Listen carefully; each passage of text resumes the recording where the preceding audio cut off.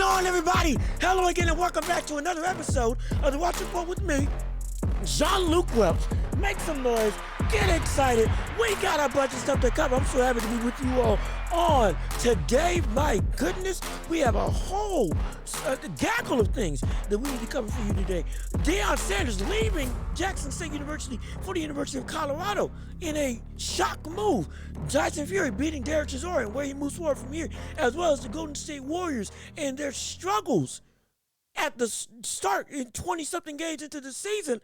And why exactly is it that the defending champs seemingly are slow to get out the gate and show their talent? And is it deeper than we expect? So before we even start anything, first off, thank you for listening. If you're watching on YouTube, leave a like on the video. Comment your thoughts and opinions in the comment section below. Subscribe to the channel and share this channel with everybody that you know. Share this video with everybody that you know. We're trying to build an empire. Please, we need your help. I need your help to get the word out of this channel so we can make this thing bigger, better, grander for you, the viewer and listener of this show. Also, remember that we're on Google Podcasts, Apple Podcasts, Spotify, and every major podcasting platform that is out there for you to hear and to listen to my that's the wrong word. My exciting and passionate voice on all the happenings in the sports world. And again, please give us 5-star ratings. Give us all the works. Heap praise on us just so we can get the algorithms and all to work in our favor so we can become a legitimate presence in the sports world and we can build this community together. But I thank you all so much for listening. And without further ado, let's jump right into the topics of the day. And starting off with Deion Sanders in a shock move that has everybody either upset or talking about it. Deion Sanders leaves Jackson State to sign as a new head coach for University of Colorado in a breaking news level move. Now, before we even touch on whether it's right or wrong for him to leave, first, let's not gloss over what he's done being at Jackson State. This is a man who went there. Firstly, there aren't many high-profile people that sign on to HBCUs, the majority of the time. That's just the case. Normally they go to bigger and better things off the rip. But Deion Sanders signed with Jackson State. He did it because nobody else was willing to give him a shot. He wanted to be a head coach in a bigger capacity, either at a major college or at an NFL level. Nobody wanted to do it because of his lack of experience coming into this coaching realm. Jackson State pulled the trigger, said, we'll give you a shot. We'll give you the keys to the car. Let's see how far you can drive us. And this man has, for the most part, done everything that he said he was going to do. He went, he was successful, and in multiple facets. Not just in winning. Let's break down those factors so people understand wholeheartedly why this is such a big move. First off, his name being at the college brought recruits just like he said he was. He wanted to change the culture and change the outlook and perspective of HBCUs in the grandiose of college football as a whole. Not looking at them as just, black pillars, but legitimate avenues that players can go to and actively be successful and actively get their name out there as this is a viable line that I can go through to get to where I want to go, which is the NFL. He made that possible by his presence being at Jackson State. He had 5-star recruits out of high school immediately committing to Jackson State or decommitting from where they initially was going to go to, and then going to Jackson State from the major colleges that they initially had full rides to, saying, I want to ride with Deion and be a part of this new mission. Legitimately. Oh, and by the way, we see what the world's going on in the transfer portal right now with him leaving Jackson State, going to Colorado, and all of a sudden everybody is, again, major athletes are right now in the transfer portal at a rate that nobody expected it to be. Legitimately, people are saying there might be rules set in place within the next year or two to prevent this mass exodus just to follow one man. So he delivered on his promise of getting eyes on HBCUs and making it viable for athletes to go and say, I can make a legitimate way to my dream through going through black colleges. He made it possible. And then on top of that, what did he do? Gave a portion of his salary, about 50% if I'm reading correctly, to re-renovate the facilities of Jackson State. Of it, again, mind you, this is of his own salary that he's getting paid from. Put that money, 50% of it, back into the college in order to get new locker rooms, new weight room equipment, the whole 9 yards to not only make the college feel like something big for athletes coming in there, but also set them up for success with the latest and greatest in technology, facilities, care, all of it, so that they were well prepared to do the final thing that Deion Sanders said he was going to do, which was win. And doggone it, this brother won. Combined all of his years at Jackson State, up to today, this man has garnered, I believe, a 27-5 record throughout his entire tenure.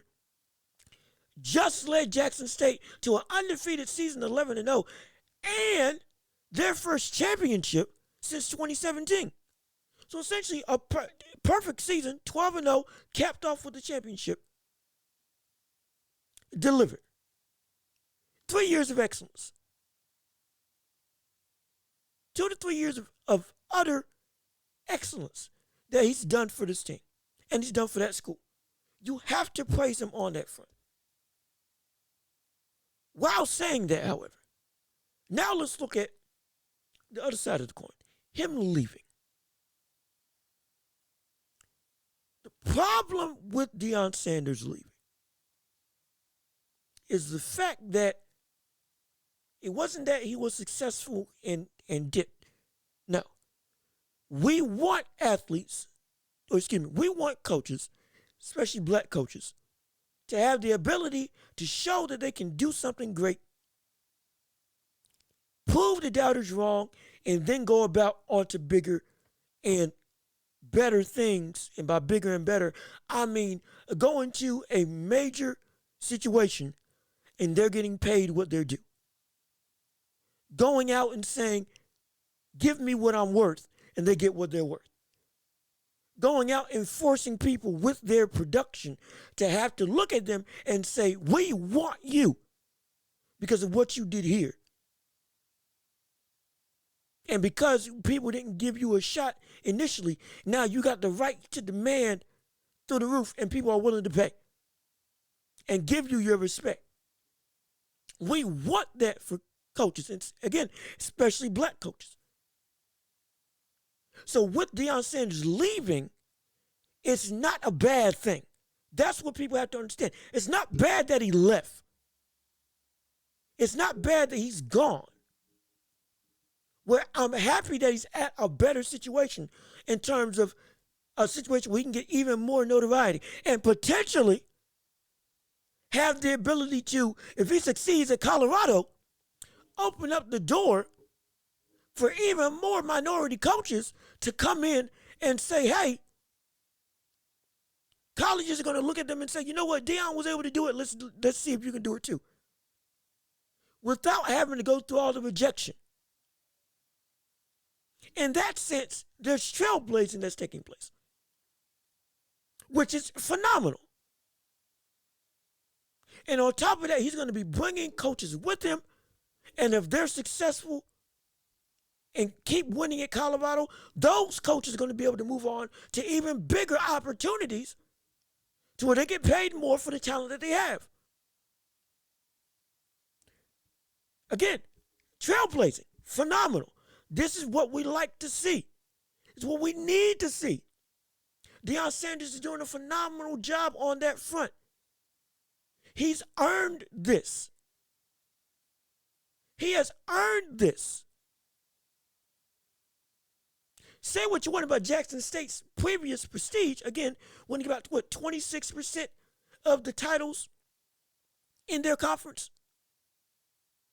They got lineage. Jackson State is a lineage school. It's a staple in HBCUs. That aside, however, this brother came in and did everything that he said he was going to do. You give him his flowers on that front. Absolutely. I'm not gonna sit up here and say him leaving Colorado is bad. Or him leaving for Colorado is wrong. No, I'm not. No, I'm not. This is a brother that wasn't given any opportunities, went to somebody gave him an opportunity, which was Jackson State, and he showed them that it was worth them giving him the chance and succeeded. And now he's moving on, gaining the notoriety and the respect and the money and the trust that many other coaches with, again, the same level of experience, but are white, get right off the bat. Especially if they're a former NFL player. They don't even have to be a great, just a former NFL player. We see this all across the board, i.e. Jeff Saturday on the Indianapolis Colts.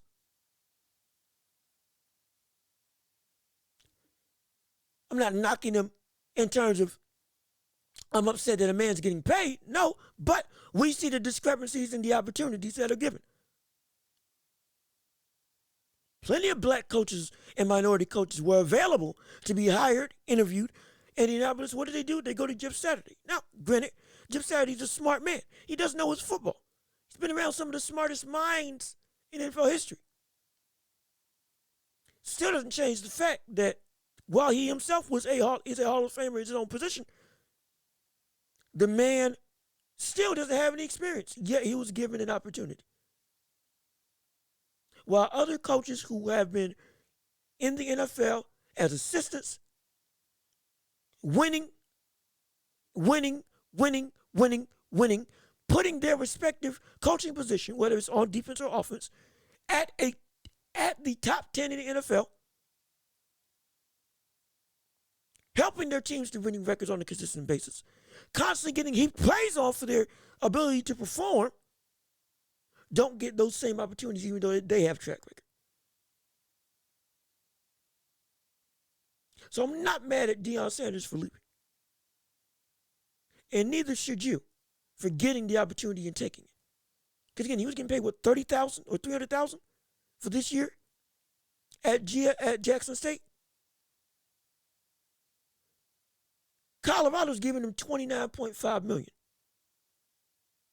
$5.5 million first season. Base pay is $500,000. Top of that, $1.75 million for going on television.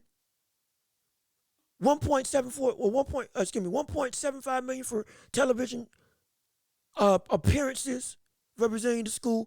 $1.74 for promoting and fundraising for the school. Another $1.5 million for developing the athletes, giving them the things that they need, facilities and otherwise, and it increases every single year through 2024, 2026, and 2027.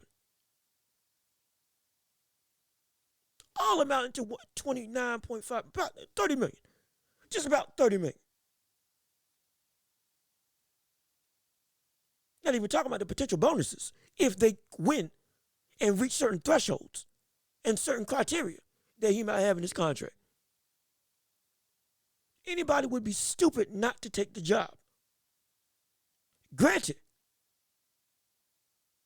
plenty of people. Bomani Jones said he would have taken the job when he talked about this same topic. He would have taken the job as well. Absolutely. But the problem is, with him taking the job, it's not that he has the job. That's not the issue. The issue is the fact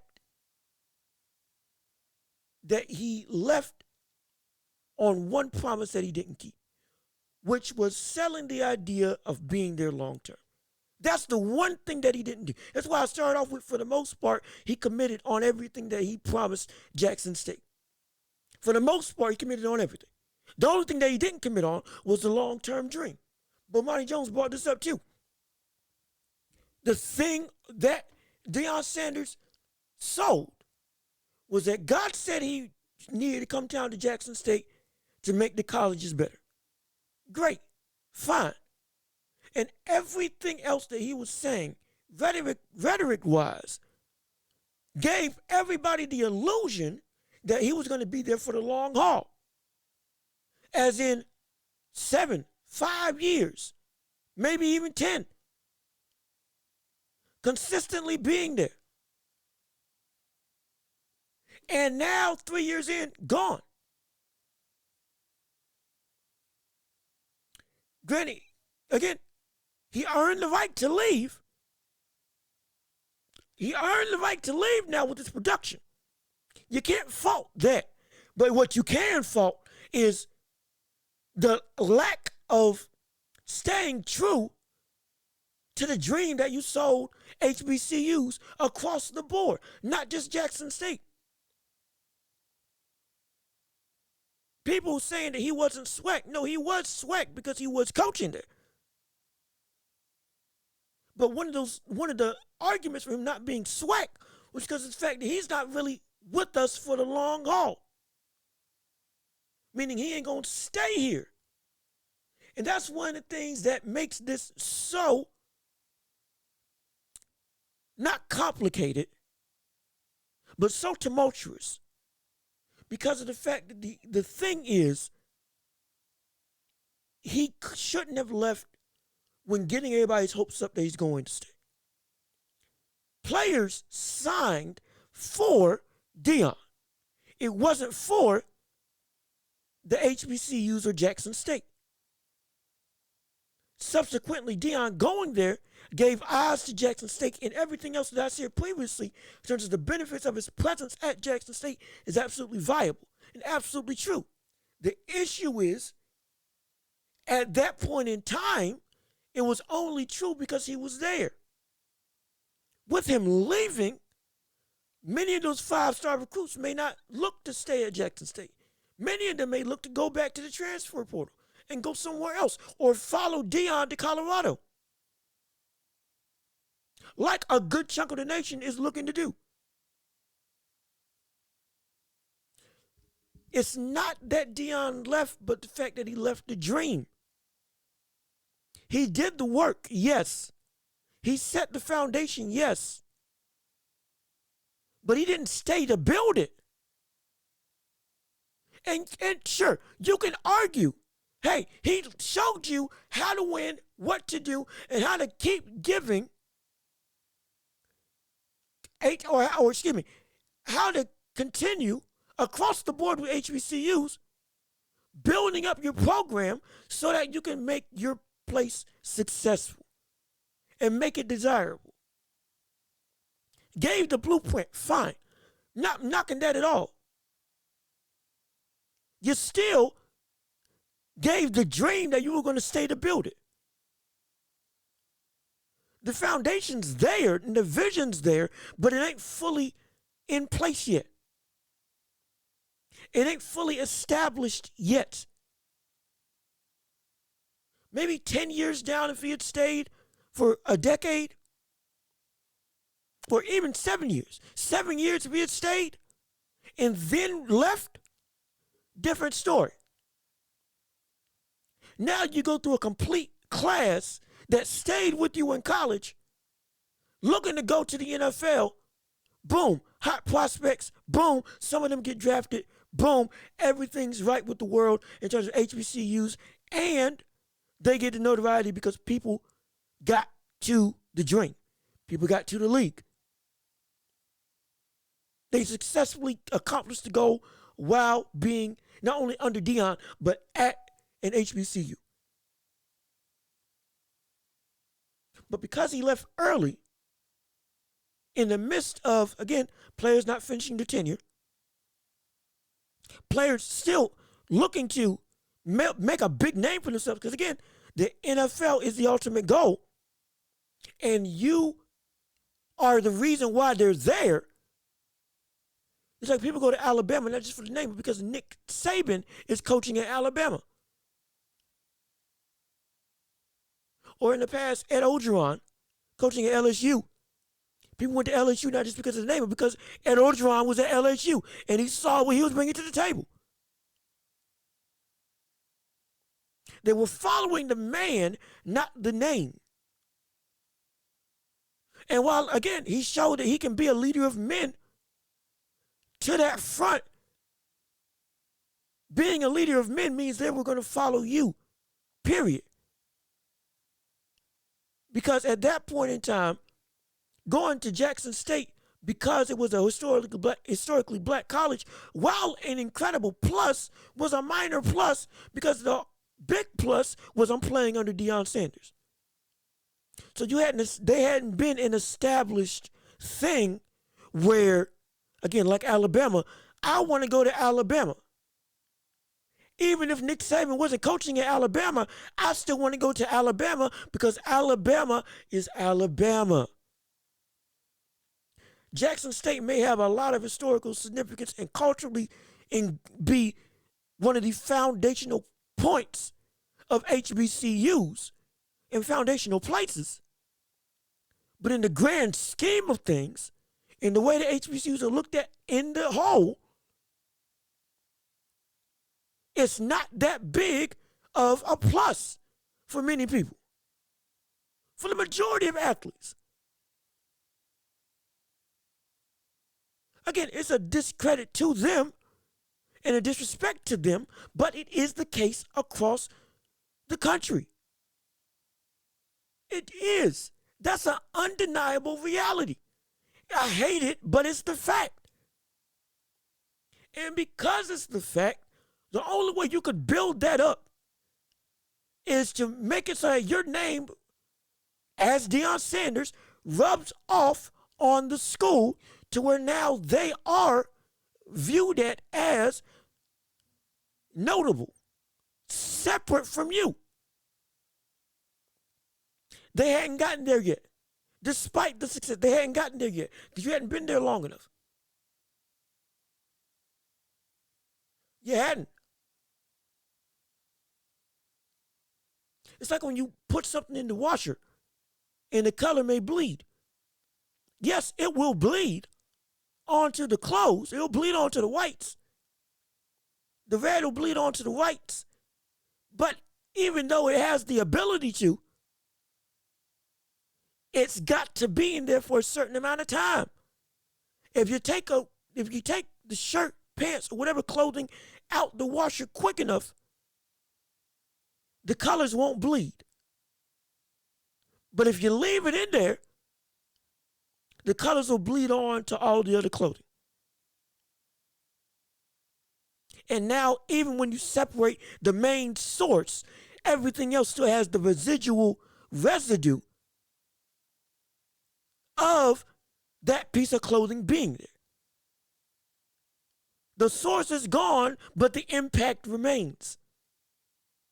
And now everywhere you go, people are saying, oh, that shirt is stained. It's noticeable. You can't separate it anymore. The greatness of Deion coaching would have become the greatness of Jackson State, and that would have been attached if Deion had stayed long enough. So by the time he did leave, what happens? Now, Jackson State players got drafted. People were getting some names. We got a bunch of television time. We're getting a bunch of notoriety, and we're being successful. The legacy is now long enough that we can look and say, oh, hold on, wait a minute now. Let me think about going to HBCU. Because look at what he did for them. But the legacy isn't that long yet. Legacy hasn't reached that point yet. The legacy of Jackson State right now is just an historically black college for the majority of America, and not a place where you can legitimately reach your dream for the whole of America and for the whole of prospecting recruits. It was Deion that was the selling point. And just so happened to be that Jackson State was there. Again, got them TV coverage, got them notoriety, got them news sections in the paper, got them front pages on the paper. First Take was covering it. Fox Sports was covering it. Everybody was covering it. But they were covering it because of Deion, not because of the school. But if he had stayed there longer when he did leave, now could have been different. Could have been that notoriety stayed with him. That media coverage stayed with him. The residue would have still been there. But now, no, it's not, because he didn't stay long enough. That's why people are so upset. That's why the school is so upset. That's why people are harping on Deion. And that's where it is justified. Because while you did everything else right, the one promise that you did not keep was the promise of the dream that you're going to be there for a long-term period. That's where you messed up. You sold the dream that you're going to be there to stay until the foundation is completely settled. All the rods are in place. Concrete's dried up. Everything's dug out. And ain't nothing moving. Ain't nothing shifting. And we've had a whole draft class go in, go out, and get to the NFL. Or at the most, get some serious looks. Get ranked in the top 100 for NFL college players.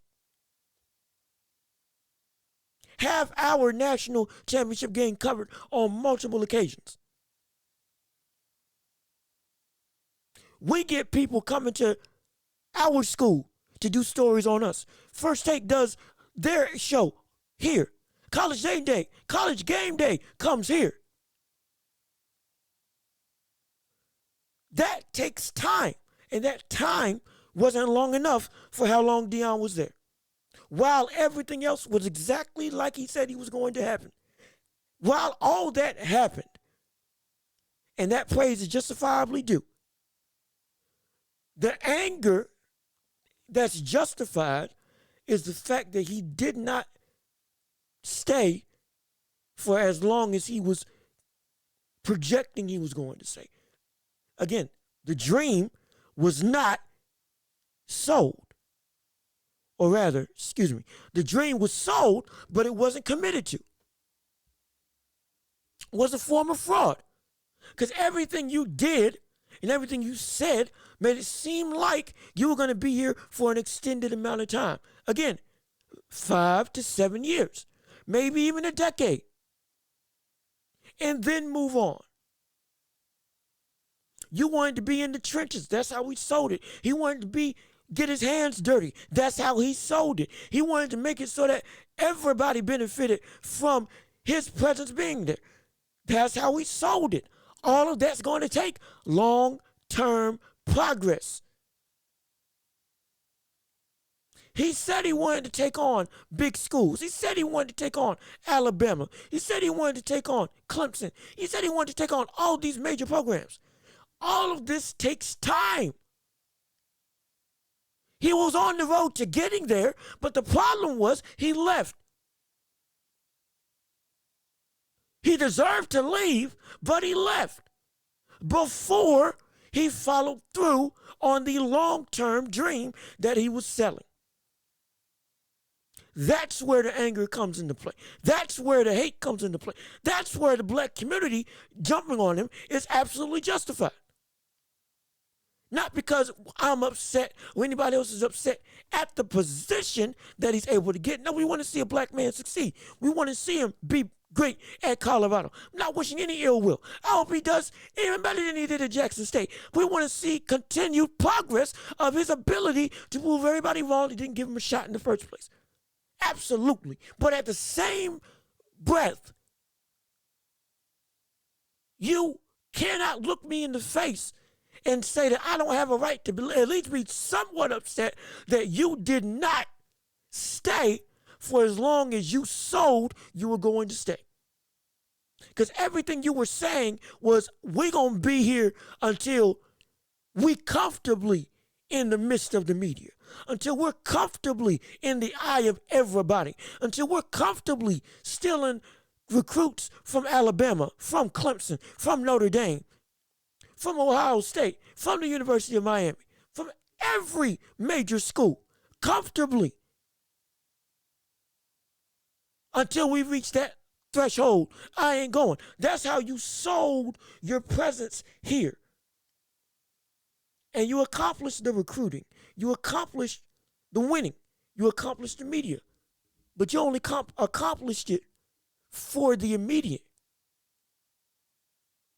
And by that I mean he accomplished that for the current stake in time, again, because of his name, not because of the school.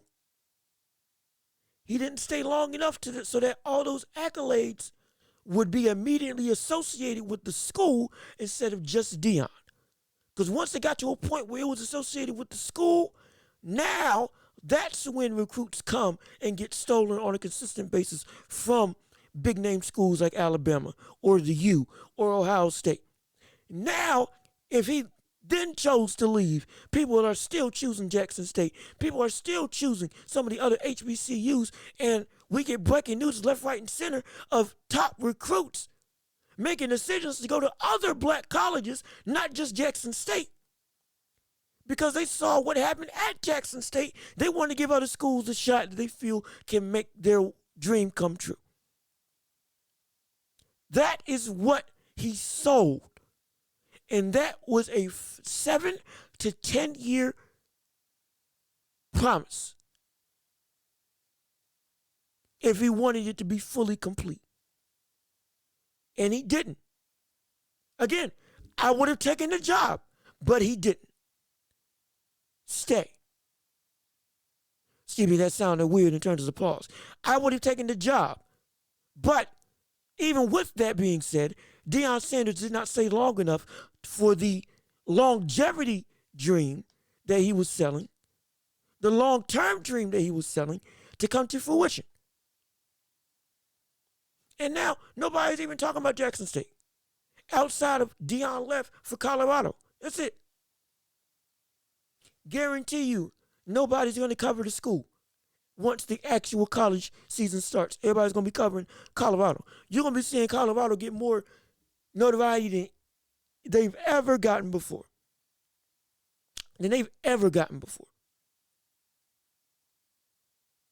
And everything about that college was already set for students to succeed. In terms of money, finances, revenue, investing in the players, investing in the program, all of that, they've already been doing it. He walked into that school and they already had all that stuff covered. Again, not a knock. I hope he does great. But if he had stayed, they could have had a legit foundation that everybody could have been affected by for the better in the HBCU community. Not just for Jackson State, and specifically not just for him. Because right now it's just him and nobody else. It's not bad in terms of, I'm not hating on him for that. Because again, I want to see him succeed because many people did not give him the opportunity. But in the same breath, he has to know that he sold a longevity dream for the whole of HBCUs, not just for Jackson State, because his presence at Jackson State made everybody else want to come and see about Jackson State and inevitably come and see about all the other colleges, about every other HBCU. Give every college notoriety they wouldn't, for better or worse, have never gotten before. On that grand of a media scale, nationally. This is why it's so not complicated, volatile in terms of the reaction. And it's warranted. Because we want our people to stay. And we also want our people to succeed.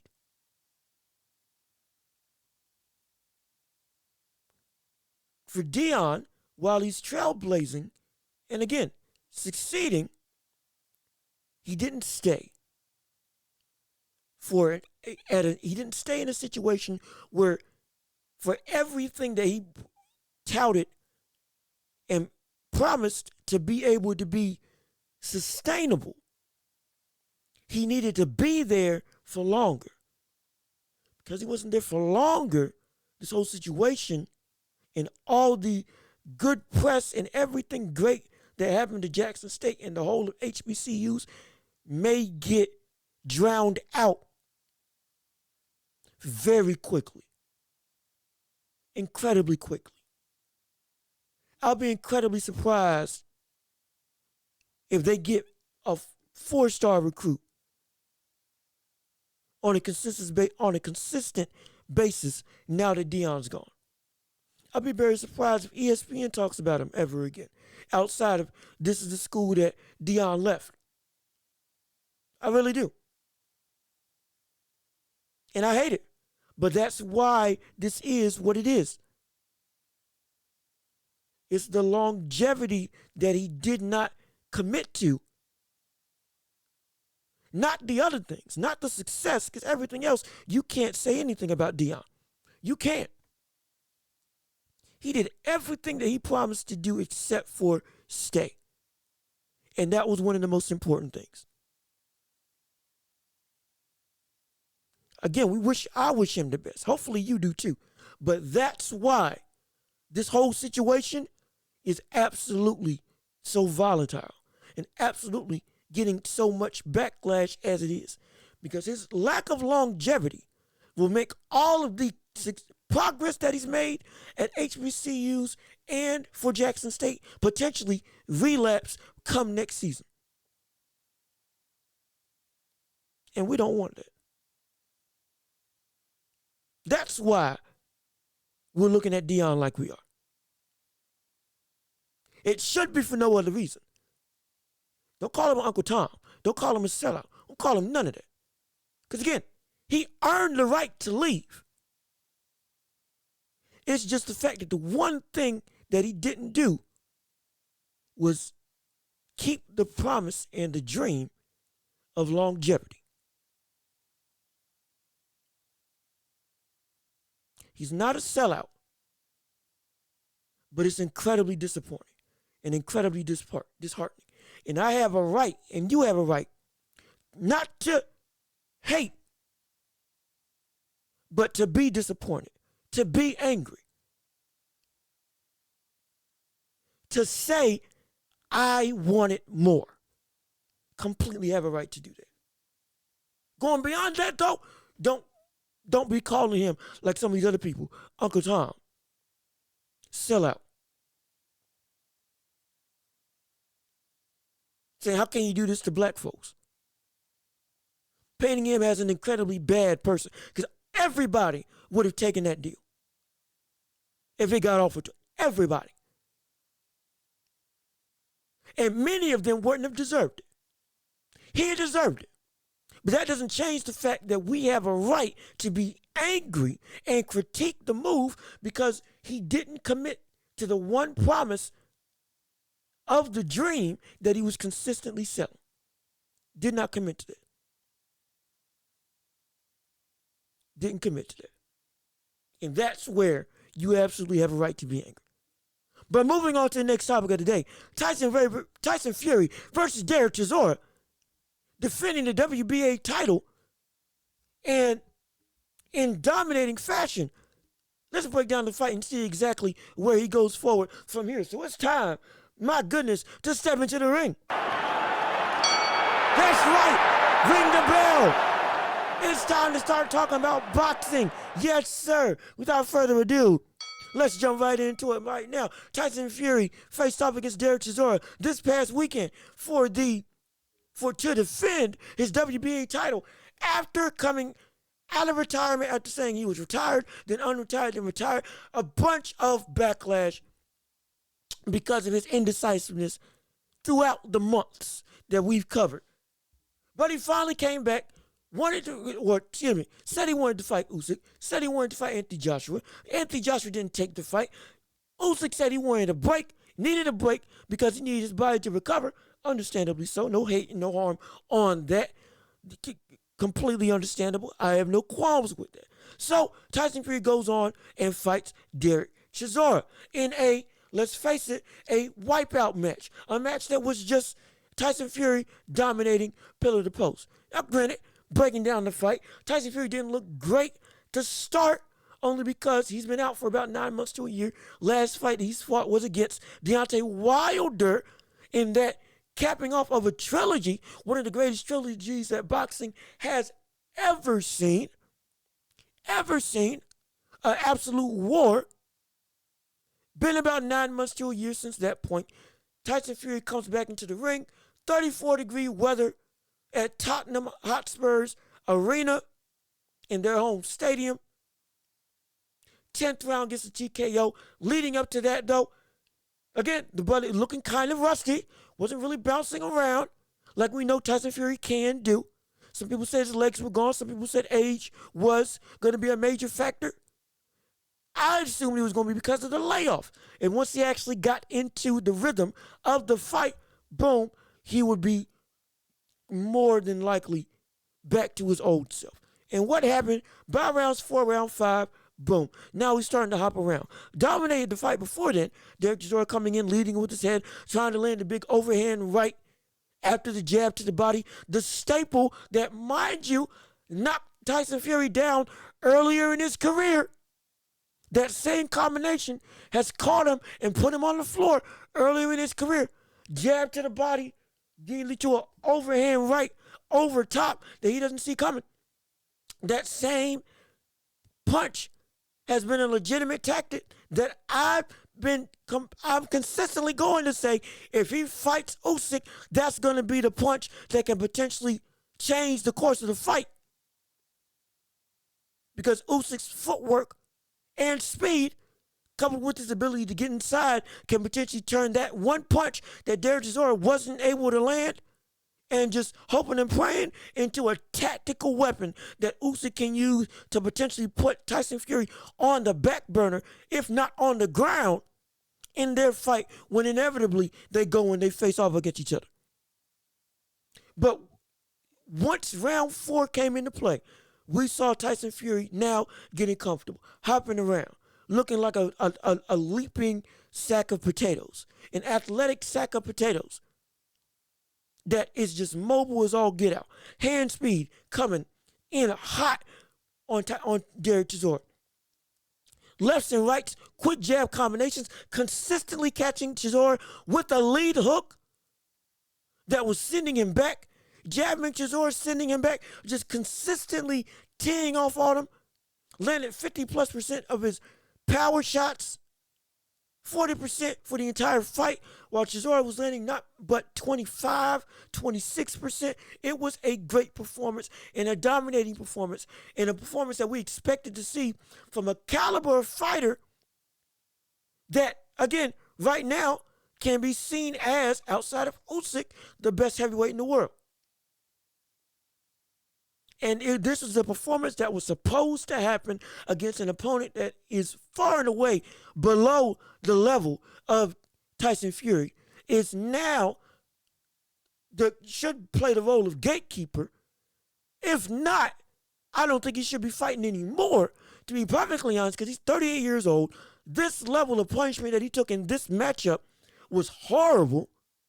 Absolutely terrible. Teddy Atlas brought up a great point about this. It was better that he got knocked out in round 1 than getting stopped in round 10, because the amount of concussive blows and just the ability not to be able to stop anything, the consistency of the uppercut that Tyson Fury was able to land on Derek Chisora just was battering him.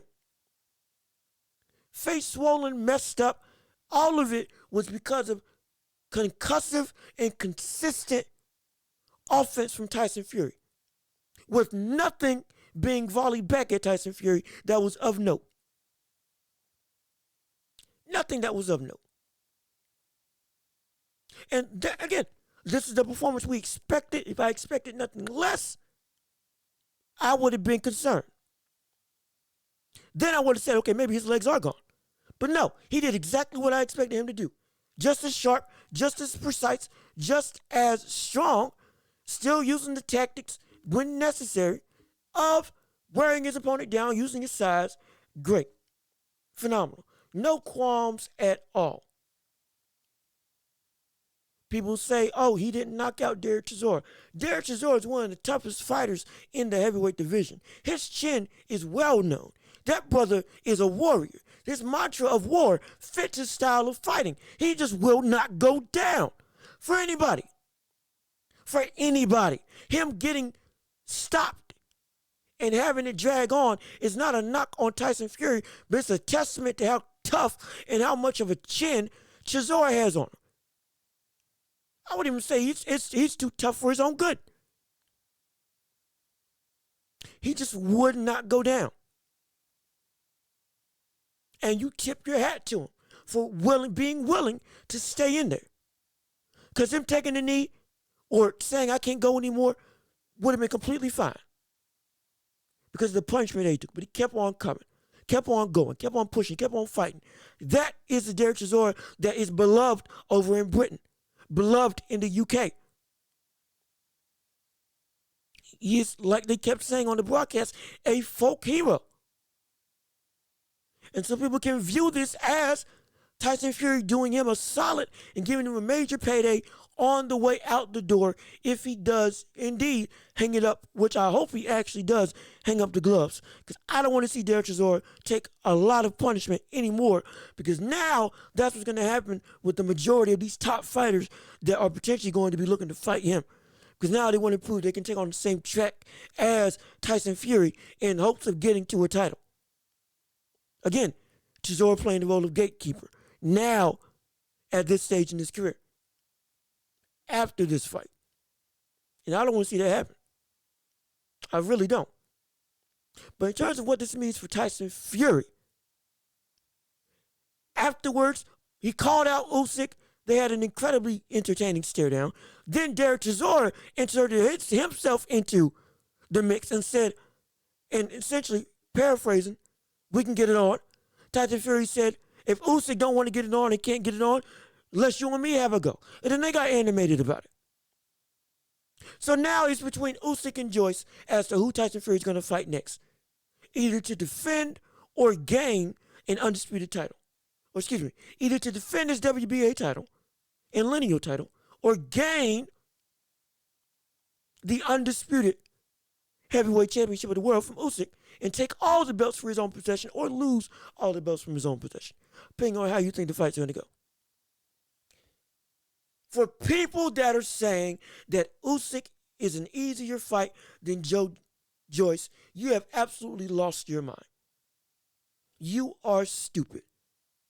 You are ignorant. Because you've let the ability, or rather the illusion of bigger is better, cloud your judgment as to what exactly boxing is about. Joe Joyce, while as good of a prospect as he is, while beating Daniel Dubois, while stopping Daniel Dubois, while knocking out Joseph Parker, the man is a juggernaut, absolutely, consistently coming forward. But you know what else he is? Slow, telegraphed, predictable, lumbering, no footwork, absolutely no head movement. By the way, he gets tired by the 6th round. Like when he faced off against Joseph Parker, who again, mind you, I had winning a couple rounds against Joseph Parker before he inevitably just got stopped and wailed on. Will you forget he was leading on the ropes by round 6 and had to, again, he got a second win at round 8 or 9, but a good chunk of that fight, once they got into the later stages, they were leaning on each other, holding, grappling. Wasn't pretty. Was not pretty. Again, Joseph Parker was using, not Joseph Parker. Joe Joyce was using his weight to lean on Joseph Parker, absolutely, wear him down, which he should, because he's a big man, but at the same breath and in the same vein, later on in the fight, he wasn't leaning to sap him of energy. He was leaving because he was tired. He was leaving because he couldn't get him out of there. He was leaving because he was winded. And Joseph Parker was finding success against Joe Joyce because of his speed. He doesn't have any power. I've said this in the past. Joe Joyce has an incredibly big head. That man can take a punch and keep on trucking, just moving through. And he's got some George Foreman in him in terms of the way he attacks, which is looping powerful shots that you can't help but defend against, because if you try to evade and you make a wrong choice, it's lights out. It's lights out. It's going to be hurting. You're probably going to be sleeping. 15-0, 14 knockouts. You're probably going to be going to bed. That's going to be what you hear. And then boom, you're gone. That's Joseph Parker. He's got legitimate power, both one punch and concussive. But again, that power and size doesn't make up for, again, the lack of footwork. While disciplined, absolutely, doesn't move his head, can be scored upon, defense is suspect, is willing to take a lot of shots to the chin and the head to keep on going, is willing to eat punches so he can just consistently go forward, doesn't move or evade out of many stuff, is susceptible to the body, is susceptible to fast combinations, is susceptible to faster fighters, again, is lumbering, so somebody who's able to actively move around the ring, and unlike Joseph Parker, able to do it for the whole of a fight, can give him some problems. And normally he's fighting against people where he has the reach advantage. Now he's fighting against somebody where he's got to work his way on the inside, which, again, he's not a great inside fighter. From range, phenomenal. He does have some tendencies to smother his punches. But again, he is disciplined to stay at range. Sure. But when it comes to Tyson Fury, what's he going to have to do? He's going to have to get on the inside. His range is going to be an infighter. And he is going to make a lot of mistakes coming on the inside, especially against the flickering jab of Tyson Fury, and a deceptively stiff jab at that. You won't expect it to push you back. It'll push you back. It just looks so fluid that you don't expect it to have as much power as it's got coming behind it. Look at Derek Chisora. He was getting shots that looked like they were just grazing, putting Derek Chisora off balance. And it wasn't because he was just hurt initially. No, it's because that legitimately was pushing him back. Joe Joyce is going to be an easy pickings fight for Tyson Fury. And that's no disrespect to Joe Joyce. I understand exactly what's going to happen. Joe Joyce is going to come out, start out, be disciplined, but he's going to have to get aggressive to find the range. Then Tyson Fury is going to lean on him, lumber on him. When Joe Joyce does commit to getting on the inside, and what's going to happen? Joyce is either going to do too much and use too much energy, or he's not going to do anything except to clinch and, again, use up energy and allow Tyson Fury to get back in the range and not work and not do anything to make Tyson Fury second guess smothering. And then what's going to happen? Boom, boom, boom. Later on in the fight, Tyson Fury's up, probably 4-1. Joe Joyce gets even more. Now it's, okay, throwing some big shots. And boom, counter, boom, counter, boom, counter. And then caught off guard with an unexpected 1-2. Tyson Fury's going to come in with some sharp punches, framing, holding him in place, boom, boom, backing off, getting him in the corner, never letting himself be out of position. And then also he can make a decision from that point. Does he want to just keep on the attack like Bivol against Canelo Alvarez, where he keeps right at a distance to where Joe Joyce can't touch him, and also he can't counter him because he doesn't have the punch speed to time Tyson Fury? Or he could just lean on in the corner and just use all 280 pounds of him to just smother him and make it so that coming out, he's not even getting punched, but he's still got to work not only to keep his balance, but also to get Tyson Fury off of him. That's a whole nother challenge in and of itself. And then Tyson Fury's going to go right back to circling. Boom, boom, boom. Moving on the outside. Boom, boom, boom. Moving on the outside. If Joe Joyce ducks, boom, uppercut. If Joe Joyce does one of those big looping hooks, boom, slip, boom, right hand. That's how it's going to be the entire night. Because for everything that Joe Joyce has with him, the one thing that he doesn't have that is going to work against Tyson Fury to the level that it needs to be is three things: speed, timing, and most importantly, stamina. Just like we saw with Wilder, just like we saw with Derek Chisora, same thing's going to happen with Tyson Fury against Joe Joyce. Joe Joyce is going to get tired by round 6, 7. And he's already going to be down. So now he's going to be, at that point, I got to get a knockout to win. And while he can do it, you also got to understand that Tyson Fury probably isn't going to go down against Joe Joyce. Because Joe Joyce isn't Deontay Wilder, who has, and I will keep saying, the hardest punch that the heavyweight division has ever seen. Better than Joe Frazier, better than Mike Tyson, better than Joe Louis, better than Ernie Shavers. The hardest right hand that the sport has ever seen. Deontay Wilder has hit Tyson Fury with it numerous times. And Tyson Fury has either ate it or gotten up from it every single time. So I highly doubt that Joe Joyce has the power to put him down or keep him down.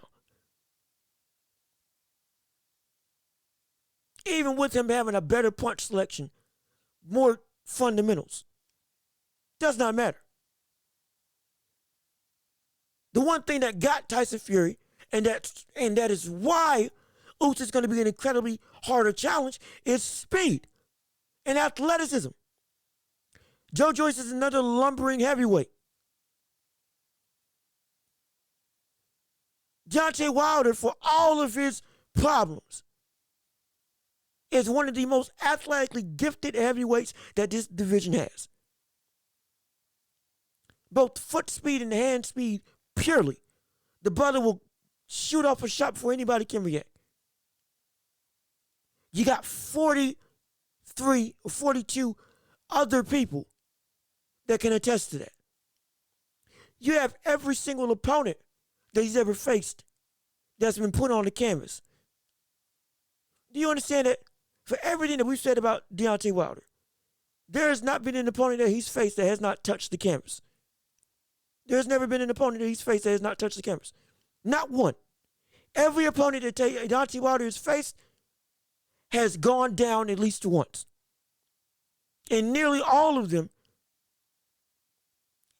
have gone out. And that's because of his speed. His athleticism and speed and explosiveness allows for him to go and just harp on anybody before they have a chance to react, no matter how good their reflexes are. You know why? Because they are all slow. They are all slow. All of them. Deontay Wilder coming in at 212, 215, and athletically as gifted as he is, can react and move quicker than anybody else can react and move. Purely off of just instincts and just athleticism with no technique. Joe Joyce, on the other hand, while he has heaps better technique, doesn't nearly have the speed necessary to beat Tyson Fury. Nearly. Not nearly. Tyson Fury is going to see that punch coming from a mile away. Usyk, however, when he faces off against Usyk, it's going to be heaps harder because Usyk leads better technically than both Wilder and Joe Joyce. On top of that, uses better angles, has a better gas tank than the entire division except for Tyson Fury. and will be able to just consistently adapt his game plan. His Achilles heel is that he don't take good shots to the body, like we saw in the second fight against Anthony Joshua, which if Joshua had actively used that exploit more and gone to the body more in the second fight, hey, we could be seeing a different outcome. But outside of that, Usyk's better at everything than everybody else in the division except for Tyson Fury. Or rather, let me rephrase it. Him and Tyson Fury are comparable as relative to everybody else in the division when it comes to Usyk. See, Usyk, and I've talked about this before, head movement, great. Speed, great. Stamina, great. Combination punching, great. Angles, great. Defense, great. Ring awareness and ring IQ, phenomenal. Can attack you in the corner, will chase you down, will make it so you can't catch him. Constant head movement, constantly changing his dynamics and game plan. Level changing, phenomenal at it. Everything he's great at. And he can take punches. Tyson Fury, while not at the level of Usyk, is still has all of that in his bag, while at the same time being 280 pounds and 6'9".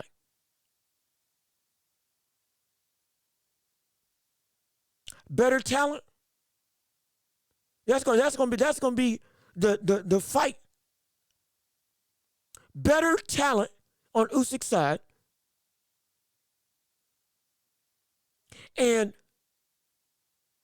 great talent that's under Usyk, but in a super heavyweight body that we've rarely seen in boxing before. That's going to be the dynamic.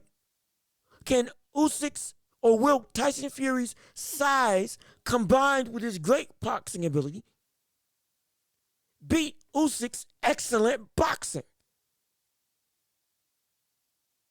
That's what it's going to be.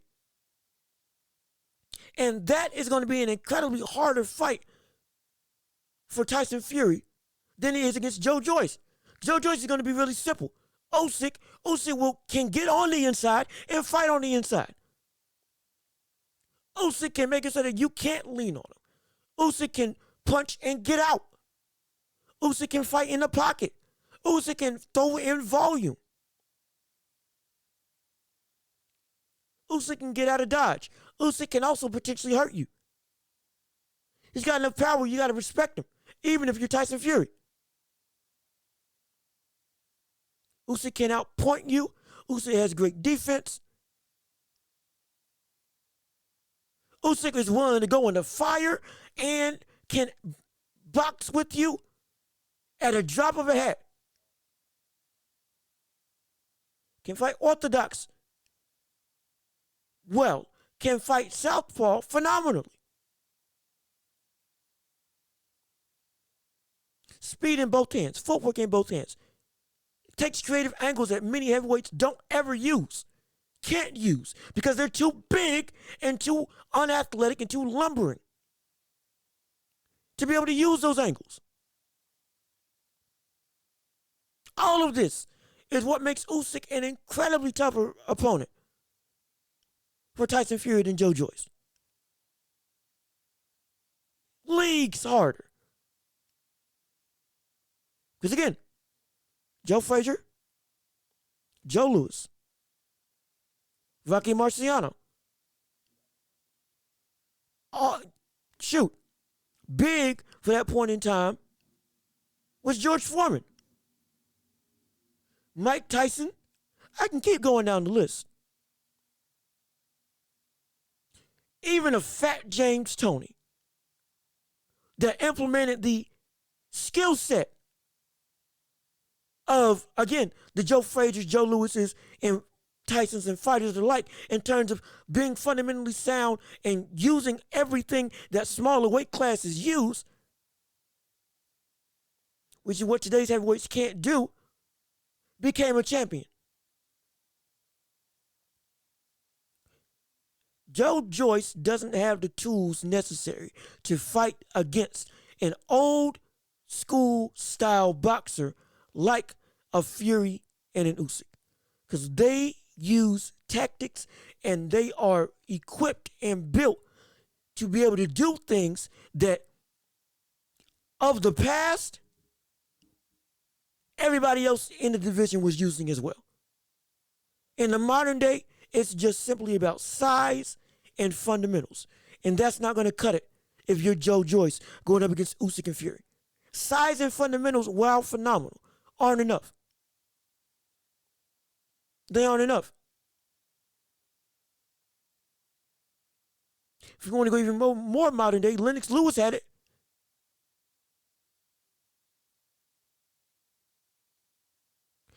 George Foreman, when he came back, had it.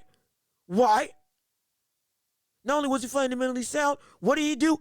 Got trained by Archie Moore, one of the greatest knockout artists in heavyweight, or excuse me, not heavyweight, in boxing history. 185 pounds, was fighting at heavyweight, had 127 knockouts. One of the greatest KO artists that this sport has ever seen. Got trained by him. What did he do? Came back, won the heavyweight championship again. I believe the oldest heavyweight champion. One of the oldest boxing champions in history. Do you understand? It's because of the fact that the tactics he was using were from a different cloth and from a different era that was better.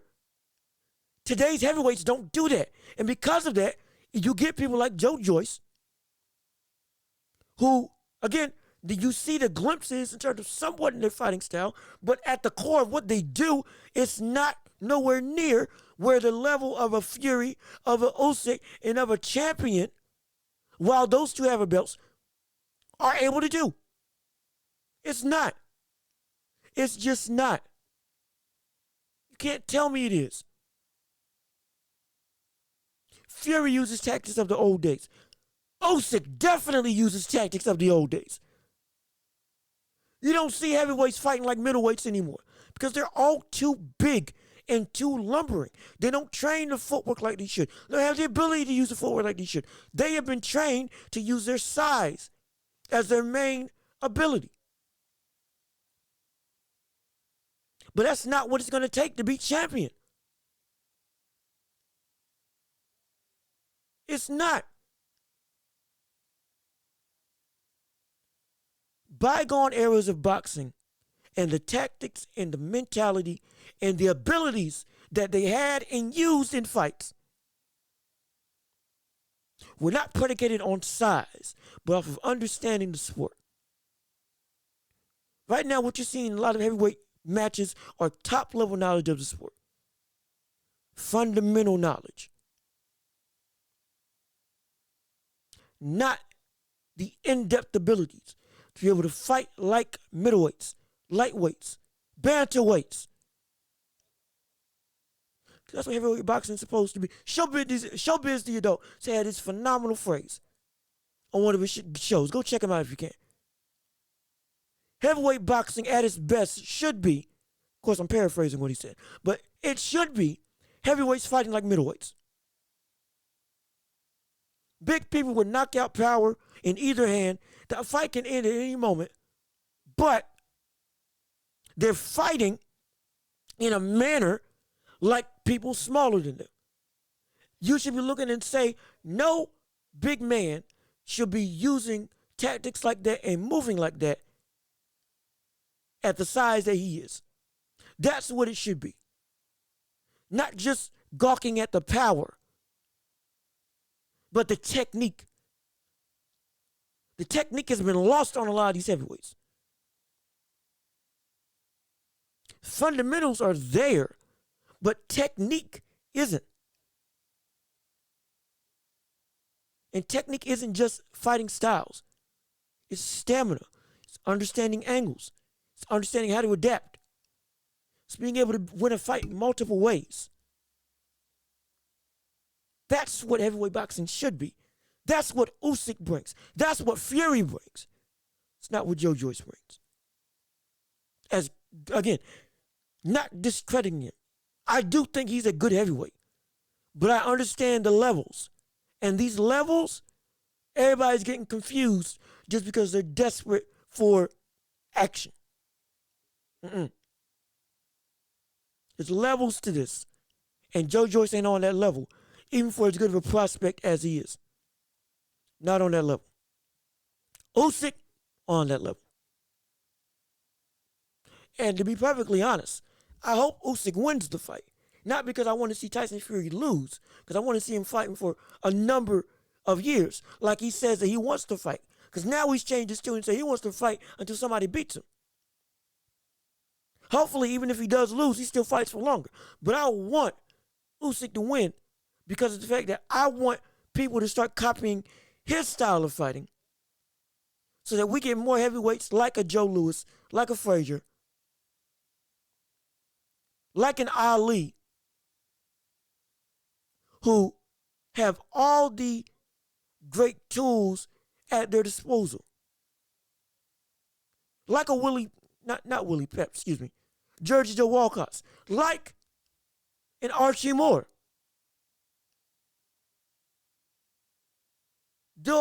Like a Floyd Patterson. These fighters that are fighting today are missing that. Like a Ken Norton. Not being as big, but being able to fight with the tactics of middleweights. Great head movement. Also being able to grapple on and fight on the inside. Also being able to fight on the outside and move and dodge and slip. Being able to throw combinations for 12 rounds, not just for half the fight, before having to resort to one-punch desperation throws because you don't have the stamina to keep it up. That's what I'm looking for in my heavyweights. That's what Usyk brings. That's what Tyson Fury brings. It's not what Joe Joyce brings. Again, he's a good heavyweight. In terms of prospects, he's up there. Absolutely.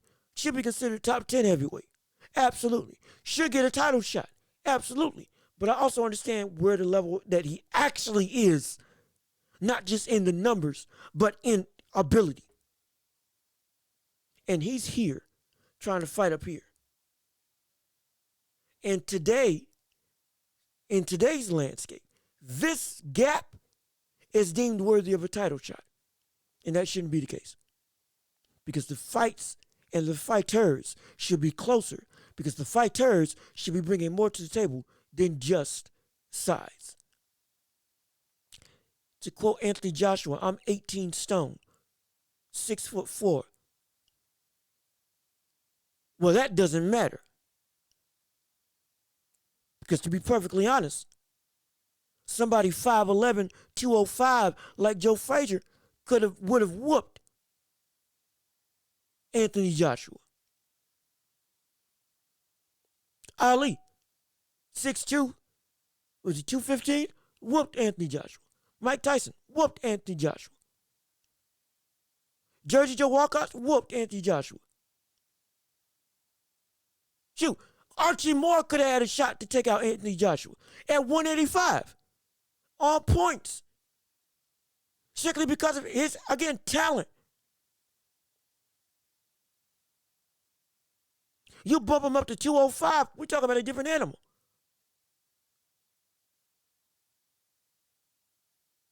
Mind you, Archie Moore was 185, fighting people 215, 220, 230. That's what you have to understand. When people talk about smaller heavyweights of the past, or they couldn't compete with bigger heavyweights of today, these people were fighting 185, 190, 200, 215, fighting against people 220, 230, 240, 6'4", 6'3", 6'5". Many people called them tomato cans at those heights because they couldn't do nothing to the caliber of what the smaller heavyweights could do.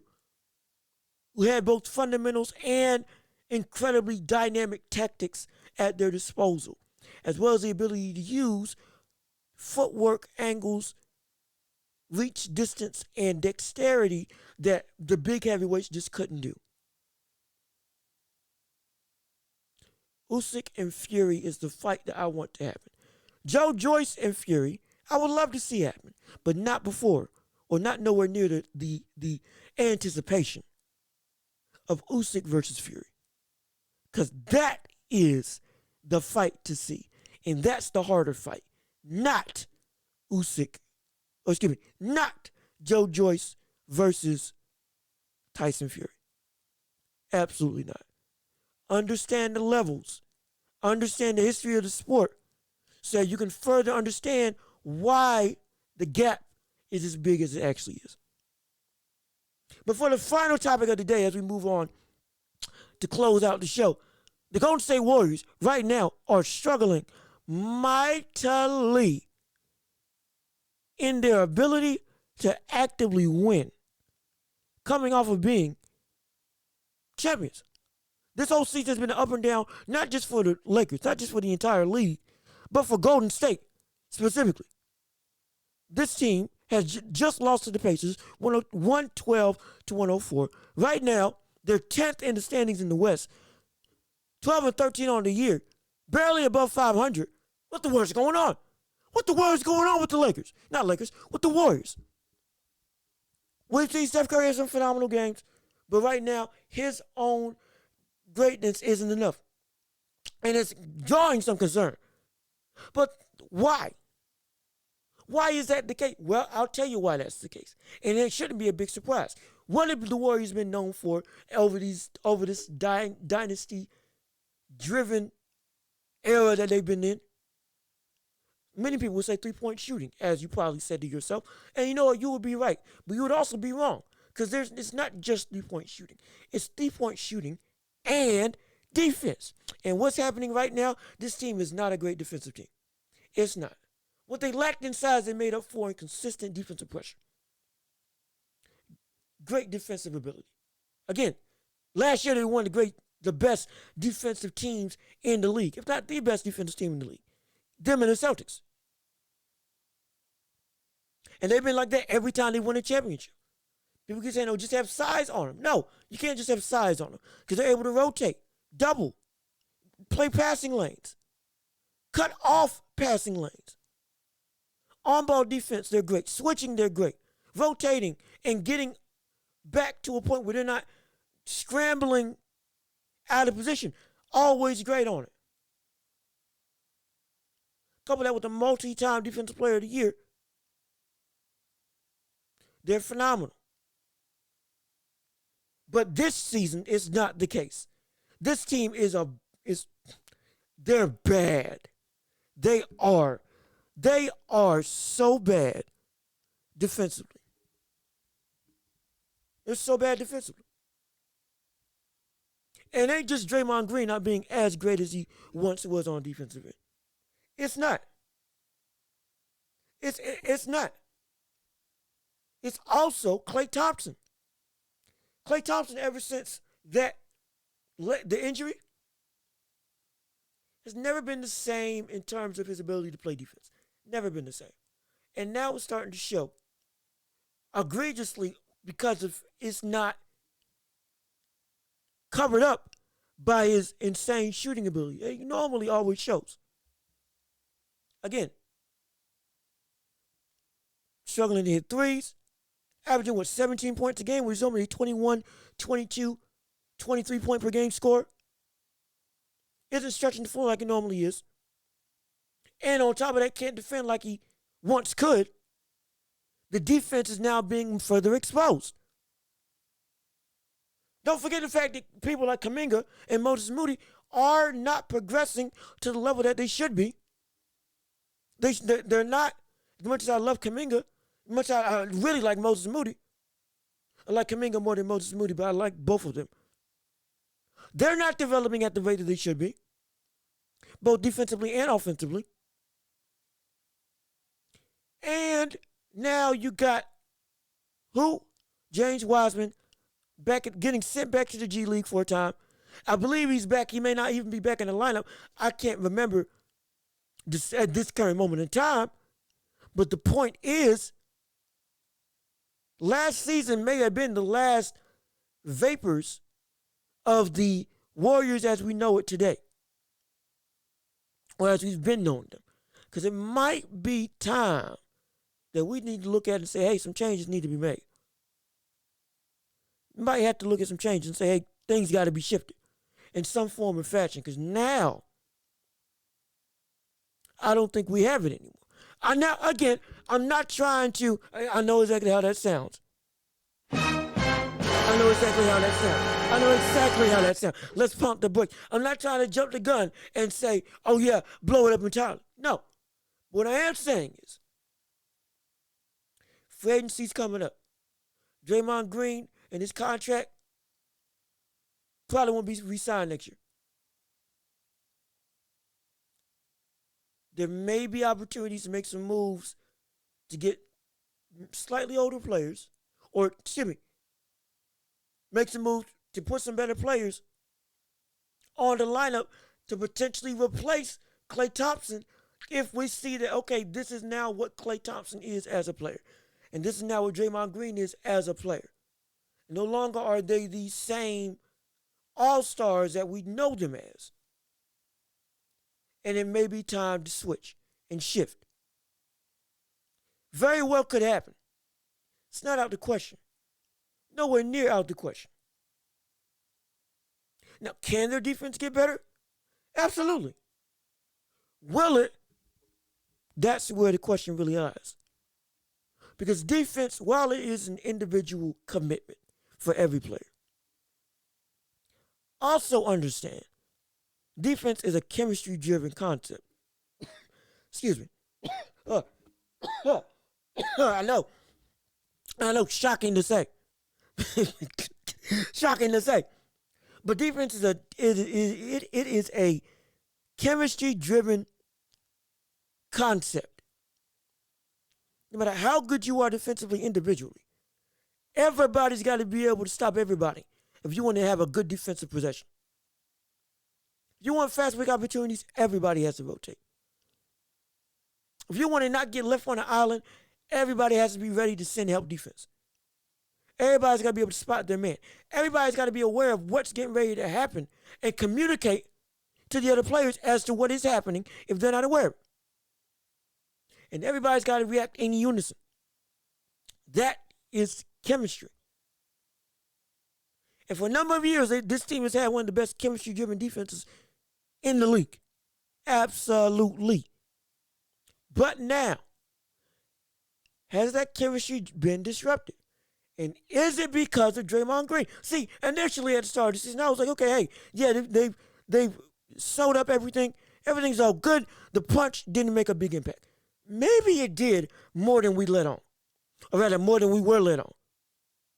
Maybe that punch by Draymond Green on Jordan Poole did something while on the immediate surface. It was not noticeable. But as time went on, now we're starting to see it. Now we're starting to look at the source and say, was that a factor? It's like when you get cracks under the ice when you're skating. You may not notice it in the immediate. But at some point in time, the ice seems a little shaky. And you may have given that the slight misstep that you had when you initially got on the ice caused a microfracture that bled under the ice. And it's been cracking all this time. You just didn't recognize it up until now it's a noticeable problem. Now you're starting to see cracks up on the surface. And you're trying to figure out how they got there. That's what this Draymond Green punch potentially could have had. Again, could it just be storyline? Maybe so. But again, defense requires full trust from everybody that you're going to back me up. That punch may have broken that trust. In some cases, everything gets righted up and it's fine. In others, oftentimes, trust is never the same. And when trust isn't the same, coupled with superstars aging, coupled with players not developing as quickly as they should, coupled with bench production not being up to par, coupled with your defensive anchor not being as defensively great as he normally is, and your defensive anchor being the problem as to why this chemistry is messed up in the first place, it's not out of the question to ask, was that the source? Are we now seeing are we now seeing the ripple effects of the punch? Are we now seeing the damage from the punch happen later on in the fight? to go off of boxing terminology. Is that shot to the liver, or in this case, shot to the head, finally starting to take effect? We didn't notice it because it was being masked. But now, are we starting to see that punch have a real impact on the fight? And in this fight, we're talking about Golden State's season? It's a legitimate question. Like I say with every question, though, wait until the All-Star break. Klay Thompson could just be having a long period. Kuminga and Moses Moody could very well come up clutch and become a phenomenal duo. And again, live up to the young core that we think the Warriors are going to have. Very well could happen. It also very well couldn't happen. All these things are going to be yet to be seen up until the All-Star break comes into play. At that point, the halfway point, but if we see that this is still coming up clutch, and by coming up clutch, I mean that punch is coming up clutch in its impact and messing up the entire dynamic of this team, look out for some changes. Look out for some changes. I'm not saying the dynasty is going to be gone, but the days of the Warriors running the league may be coming to an end starting this season. Because right now, everything's out of whack. Everything's out of whack for this team. Teams that they should beat, they aren't beaten or having close games with. Teams that they shouldn't beat or handling business. It's like, and coming into the season, there wasn't supposed to be a team that we say they should not beat. Now we're saying that there are teams they shouldn't beat. Like the Bucks. The Nuggets.